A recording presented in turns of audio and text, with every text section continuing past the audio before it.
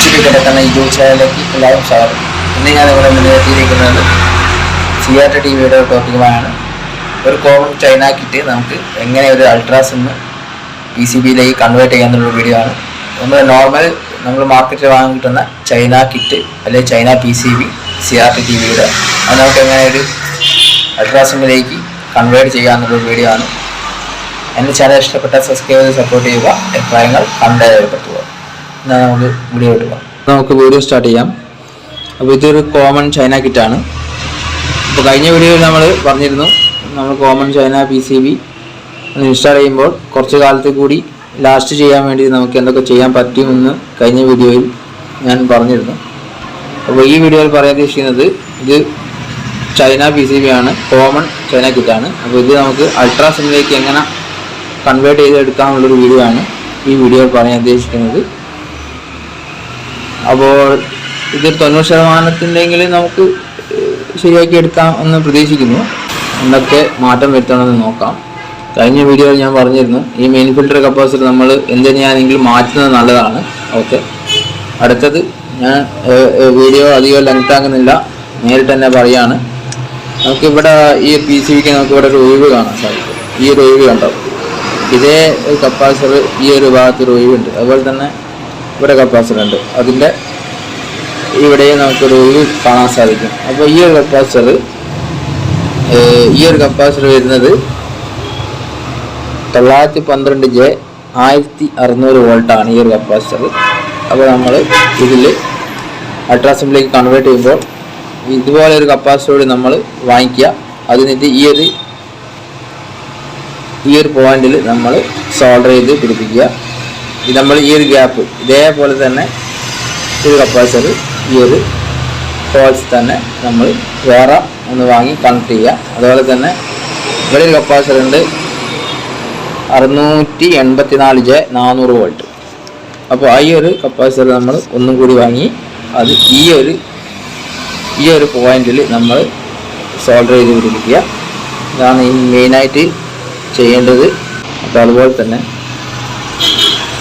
ഈ ഒരു കണക്ഷൻ നമ്മൾ കൊടുക്കുമ്പോൾ വെർട്ടിക്കൽ ഹൊറിസോണ്ടലും മാറിപ്പോകാതെ തന്നെ കൊടുക്കണം. ഓക്കെ, അത് ഷോർട്ട് സർക്യൂട്ട് ഉണ്ടായാൽ നമുക്ക് പ്രശ്നമാണ്, വെർട്ടിക്കൽ IC ഡാമേജ് ആവും. അതുപോലെ തന്നെ പല പ്രശ്നങ്ങളും ഇതിൽ ബോർഡിൽ വരും. അത് നമ്മൾ ശ്രദ്ധിക്കേണ്ടത് നമ്മൾ ഈ ഒരു പോയിന്റിലായിരിക്കും നമ്മൾ വെർട്ടിക്കലിൻ്റെ കണക്ഷൻസ് കൊടുക്കുക. അതുപോലെ തന്നെ ഹൊറിസോണ്ടൽ ലൈൻ നമ്മൾ ഈ ഒരു ഭാഗത്താണ് കണക്ഷൻ കൊടുക്കുക. അതുപോലെ ഇവിടെ നമുക്ക് 1 2 3 4 5 പിന്ന് നമുക്ക് കാണാൻ സാധിക്കും. അതിൽ നമ്മൾ കൊടുക്കേണ്ടത് പലരും പല രീതിയിലാണ് കൊടുക്കുന്നത്. പക്ഷേങ്കിൽ ഈ 1 പിന്ന് ഒന്നാമത്തെ പിന്നോ നമ്മൾ കൊടുക്കുമ്പോൾ യെല്ലോ ടു ഓവർ സ്പാർക്കിംഗ് ആയിരിക്കും ക്യാപ്പ്. അപ്പോൾ അത് ഓവർ ലോഡ് കളിക്കും, അപ്പോൾ അത് ചൂടാൻ ചാൻസ് ഉണ്ട്. അപ്പോൾ നമുക്ക് ഈ സെൻട്രലുള്ള പിന്നാണ് നമ്മൾ കണക്ഷൻ കൊടുക്കേണ്ടത്. ഈ ഒരു ഹൊറിസോണ്ടൽ ലൈൻ നമ്മൾ ഈ സെൻറ്റർ പിന്നിലാണ് കൊടുക്കേണ്ടത്. ഓക്കെ, അതാണ് PCB ഒന്ന് തിരിച്ച് കാണിച്ചു തരാം. ഈ ഒരു സെൻറ്റർ പിന്നിലാണ് നമ്മൾ ഈ ഒരു കണക്ഷൻ കൊടുക്കേണ്ടത്. ബാക്കിയൊക്കെ നമ്മൾ അതുപോലെ തന്നെ കൊടുക്കുക. ഇവിടെ ഈ വെർട്ടിക്കൽ ലൈന് അതുപോലെ തന്നെ കൊടുക്കുക. അതുപോലെ തന്നെ ഹൊറിസോണ്ടലിലെ ഒരു ഭാഗം നമ്മൾ ഇവിടെയാണ് കണക്ട് ചെയ്യുക. അതുപോലെ തന്നെ ഒരു ഭാഗം നമ്മൾ ഈ സെൻറ്റർ പിന്നിലാണ് കണക്ട് ചെയ്യേണ്ടത്. ഓക്കെ, ഇനി അടുത്തത് ശ്രദ്ധിക്കാനുള്ളത് ഈ കാര്യമായിട്ടുള്ളതെന്നുണ്ടെങ്കിൽ ഇത് നമ്മൾ ഈ ഒരു രീതിയിൽ ഈ കോമൺ കിറ്റിൽ നമ്മൾ ഒരു IC വരുന്നുണ്ട്, വെർട്ടിക്കൽ IC. ആ വെർട്ടിക്കൽ IC 78040 ആണ് അതിൽ വരിക. അപ്പോൾ ഈ IC നമ്മൾ ഇതിൽ മാറ്റിയിടേണ്ടതുണ്ട്.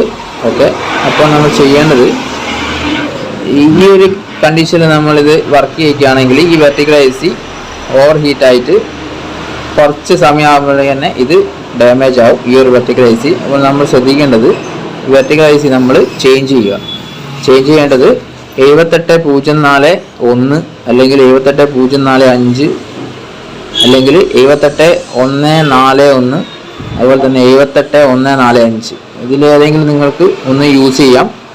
ആദ്യത്തെ നമ്മൾ ചിലപ്പോൾ ഈ PCBയിൽ ആദ്യം തന്നെ ഇതിൻ്റെ അകത്ത് ഉണ്ടാകുന്നത് 78040 ആണ്. അപ്പോൾ അത് നമ്മൾ മാറ്റുക. അപ്പോൾ ഞാൻ പറഞ്ഞ ഈ ഒരു നമ്പറിലേക്ക് നിങ്ങൾ മാറ്റി അപ്ഡേറ്റ് ചെയ്യുക. ഓക്കെ.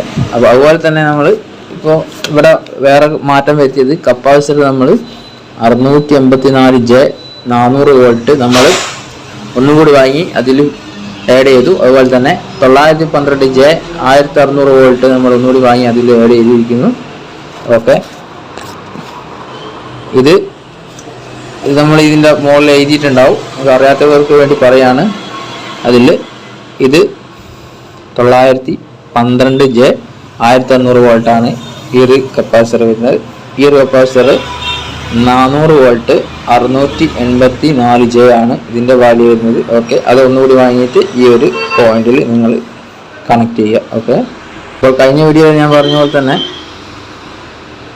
ഇതിൻ്റെ അകത്തുള്ള ഈ ഒരു ഫിൽറ്റർ കപ്പാസിറ്റർ നമ്മൾ മാറ്റി വെക്കുന്നത് നല്ലതാണ്. അതുപോലെ തന്നെ ഈ ഒരു വെർട്ടിക്കൽ ഐസിൻ്റെ ഈ ഭാഗത്ത് വരുന്ന ഈ ഒരു കപ്പാസിറ്റർ നമ്മൾ മാറ്റി വെക്കുന്നത് നല്ലതാണ്.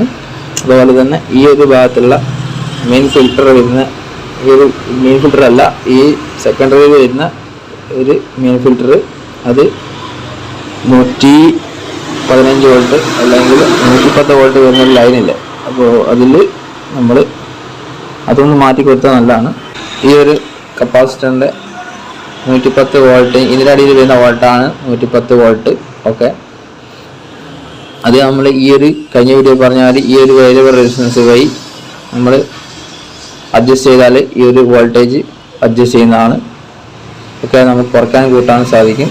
ഈ ഒരു കപ്പാസിറ്ററിൽ വരുന്ന 110 വോൾട്ട് അല്ലെങ്കിൽ അതിൽ നമ്മൾ ചെക്ക് ചെയ്ത് നോക്കുമ്പോൾ നമ്മൾ അത് കൂടുതലോ കുറവോ കാണിക്കും. അപ്പോൾ അത് 110 വോൾട്ട് തന്നെ സെറ്റ് ചെയ്യാൻ ശ്രമിക്കുക. എൻ്റെ ചാനൽ ഇഷ്ടപ്പെട്ടാൽ സബ്സ്ക്രൈബ് ചെയ്ത് സപ്പോർട്ട് ചെയ്യുക. അതുപോലെ തന്നെ അഭിപ്രായങ്ങൾ കമൻറ്റായി രേഖപ്പെടുത്തുക.